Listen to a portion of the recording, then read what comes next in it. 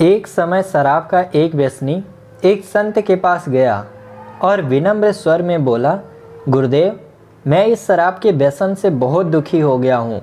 इसकी वजह से मेरा घर बर्बाद हो रहा है, मेरे बच्चे भूखे मर रहे हैं, किंतु मैं शराब के बगैर नहीं रह पाता। मेरे घर की शांति नष्ट हो गई है। कृपया आप मुझे कोई सरल उपाय बताएं जिससे मैं अपने घर की शांति फिर से पा सकूं। गुरुदेव ने कहा, जब इस व्यसन से तुमको इतना नुकसान होता है तो तुम इसे छोड़ क्यों नहीं देते। व्यक्ति बोला, पूज्यश्री, मैं शराब को छोड़ना चाहता हूँ, पर यह मेरे खून में इस कदर समा गई है कि मुझे छोड़ने का नाम ही नहीं ले रही है। गुरुदेव ने हंसकर कहा, कल तुम फिर आना, मैं तुम्हें बता दूंगा कि ये शराब कैसे छोड़नी है। दूसरे दिन निश्चित समय पर वह व्यक्ति महात्मा के पास गया। उसे देख महात्मा झट से खड़े हुए और एक खंभे को कसकर पकड़ लिया। जब उस व्यक्ति ने महात्मा को इस दशा में देखा तो कुछ समय तो वह मौन खड़ा रहा, पर जब काफ़ी देर बाद भी महात्मा जी ने खंभे को नहीं छोड़ा तो उससे रहा नहीं गया और पूछ बैठा कि गुरुदेव, आपने व्यर्थ इस खंभे को क्यों पकड़ रखा है।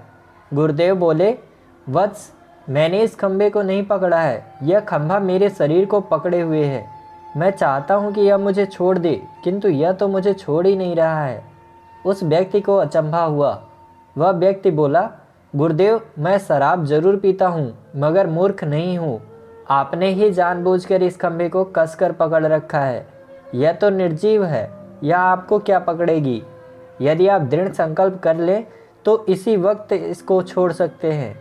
गुरुदेव बोले, नादान मनुष्य, यही बात तो मैं तुम्हें समझाना चाहता हूँ कि जिस तरह मुझे खंभे ने नहीं बल्कि मैंने ही उसे पकड़ रखा था, उसी तरह इस शराब ने तुम्हें नहीं पकड़ा है, बल्कि सच तो यह है कि तुमने ही इस शराब को पकड़ रखा है। तुम कह रहे थे कि यह शराब मुझे नहीं छोड़ रही है, जबकि सत्य यह है कि तुम अपने मन में यह दृढ़ निश्चय कर लो कि मुझे इस व्यसन का त्याग अभी कर देना है, तो इसी वक्त तुम्हारी शराब पीने की आदत छूट जाएगी। शरीर की हर क्रिया मन के द्वारा नियंत्रित होती है और मन में जैसी इच्छा शक्ति प्रबल होती है वैसा ही कार्य सफल होता है। वह शराबी गुरु के इस अमृत वचनों से इतना प्रभावित हुआ कि उसने उसी वक्त भविष्य में कभी शराब न पीने का दृढ़ संकल्प किया।